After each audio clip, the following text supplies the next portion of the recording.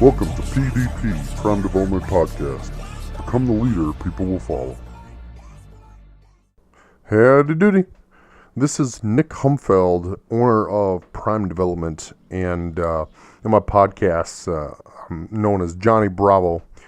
But I just wanted to go over some common questions or thoughts or concerns that people have that I get all the time when they're asking me, what I do and how my process works as far as creating plans for people. My approach is very unique in that no two plans for somebody is the same. I have some generalized workout templates and meal templates, but that's just as a basis to get very specific to each person. So when I start working with somebody, initially I provide them with a questionnaire, and they fill it out and provide very detailed responses to the best of their ability. And what that allows me to do is get very specific to them on what types of workouts they should do, what time of day, and based on whatever their goal might be. And the same with nutrition. I tailor it to whatever their goal is, but one thing that I do a little bit differently is I look at something called biosignatures. So each person is built differently, and the body will only work as well as whatever hormones are at play. And everyone has something in their body called the OAT axis, OAT, which stands for ovarian, adrenal, and thyroid. Those are the three major areas of your hormones in your body. So, like for men, obviously it wouldn't be ovaries, it would be gonads. But when I'm looking at somebody, and a big reason why I have them send me updated pictures every 1 to 2 weeks is that based on each individual and their body, based on where they store body fat to a specific ratio, if say they're carrying a lot more body fat on their thighs, more than a normal ratio compared to the rest of their body, that could indicate that they have a high estrogen component in their body. So that would mean that hormone is off balance, so it needs to be taken back into balance. Or if they have accumulated fat around their love handles more than the rest of their body in a ratio, that could indicate insulin resistance. If it's on like the front by their belly button, if that's more than normal, that could indicate elevated cortisol or stress hormone levels. So those are things that I'm looking at to pick up on, and that's how I can go ahead and dictate and make specific an appropriate workout plan or nutrition plan or both to help bring those hormones back into balance. So, for example, if somebody has elevated cortisol levels, well, depending on the time of day, generally when people wake up, their cortisol, that's the highest point in the day. All right? If you have elevated cortisol extended over time, chronically, it'll stay higher throughout the day. And so you have to be aware of when you're going to stress your body with exercise as to not overstress it because it's already got elevated cortisol. So you want to create workouts that are very specific to that hormone fluctuations within the day, and nutrition. You can do a lot of things with nutrition to help balance out hormones.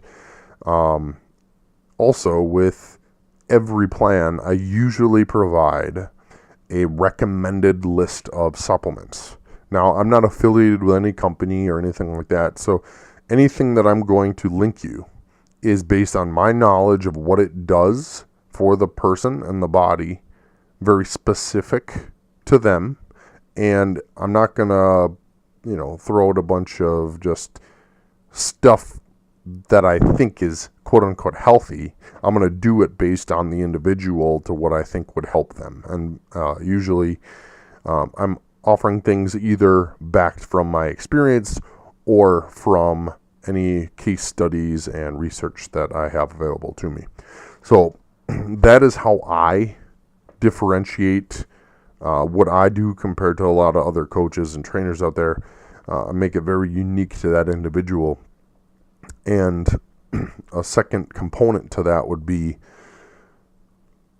that a lot of people, even when you search on Google and on the web, if they're trying to lose weight or cut body fat or whatever, they immediately restrict calories, which, I mean, the whole calories in method versus calories out, to some degree that makes sense. However, if you start it that way, the only way to continue to see your body change is to lower it and lower it and lower it. Eventually, if you start low, you get to a certain threshold that you can't go any lower without causing hormonal deficiencies or nutritional deficiencies, and then, you know, injuries can occur, and then you stop seeing results. And then what happens? Well, the person gets discouraged, or maybe the person got, you know, pretty close to their goal or hit it. Well, then what happens after that? If they try to go back to a normal life, their body has been restricted for so long, that becomes their new normal. So anything above that, they're going to go and put on body fat again. So my method is generally focused on increasing their metabolism over time. So I will make their body be able to burn more calories at rest over time, rather than just keep cutting them down and down and down. Because then what happens is, like, they're able to eat more and more food and burn more and more calories and still see results. And then when the results are achieved, if they go back to quote unquote normal, they're not going to just all of a sudden balloon up and add a bunch of body fat.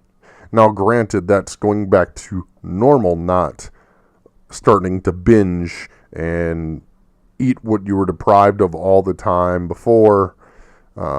It's not like that. Like, obviously, that's just, you know, bad dietary decisions. But as a general rule, we want to increase the metabolism. So the body is just cranking out and burning calories at rest more and more as they progress towards their goal.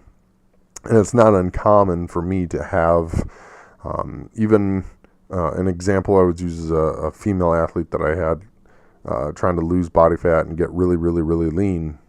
And towards the very end, the last couple weeks, I think it was every 3 to 4 days, I would overload her body with about 4,000 calories. Now, this female in particular, I mean, she was a little bit taller. She was like 5'8", 5'9". At that point, I think she was 145 pounds, and she was probably 12 or 13% body fat. So she was pretty lean. And I would overload her with that, and she didn't pack on body fat. All of a sudden, her body went into overdrive. She just started sweating, like burning those calories. So there's a smart approach, and then there is the conventional old school approach, which really doesn't help you long term. So that is how I am different, is that I try to get the body to work very efficiently for them, and I work with their nutrition and their exercise to make a plan that's best suited for their specific goals and their specific profile, because each person is different. So no two diets should ever be the same. And one other thing, I guess, that I did not mention either is that what is considered healthy for one person may not be for another. For example, certain quote-unquote healthy foods for one person might cause a lot of inflammation in another person. A good example of this is people that are lactose intolerant. But it doesn't even have to come down to a food allergy or something like that. there's something called food sensitivities, and they're not the same thing. So you will not get an allergic reaction to those. You will not really notice the effect it's causing on you because you have learned that that is how your body feels, quote unquote, normal. So you don't know what it feels like otherwise. My history with getting into that, I'll go into in another video, but basically I found out that a lot of the foods that other guys were eating for the goal of bodybuilding, a lot of people were eating foods like that.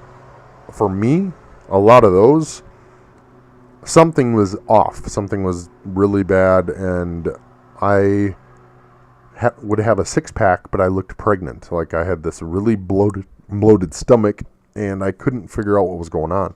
So, essentially, I had to go and figure that out, but what was healthy for them was not for me. And so each person is very specific, and even if you're, searching the internet and trying to follow something, there are some general principles out there that are good, but what works for somebody might not work for you. And so you have to figure out exactly what that is and how you can make something specific to your body so it starts responding and working with you, and you're not having to fight with it to see the results you want. But I think this video is long enough already, so I just wanted to point out some common questions that I get asked, or point out differences between me and other coaches that might be out there. So I will go over a little bit more of my history and stuff like that in another video. But until next time, see ya.